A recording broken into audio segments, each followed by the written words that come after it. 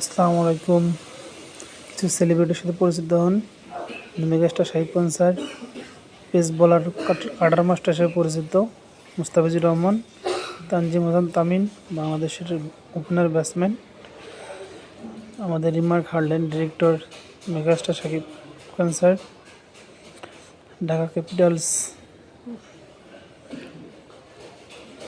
মেহেদী হাসান মিরাজ বাংলাদেশের জাতীয় দলের ক্যাপ্টেন, অপু বিশ্বাস জনপ্রিয় এক অভিনেত্রী, আবার আছে বিদ্যা সিনহা মিম আপু, অনেক ভালো অভিনয় করেন।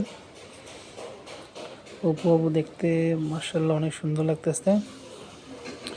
পরিমণি আপু যার কথা বললেই না, সবারই প্রিয়। আমার পেজটা ভালো লাগলে লাইক কমেন্ট করিয়েন, সাবস্ক্রাইবার করবেন।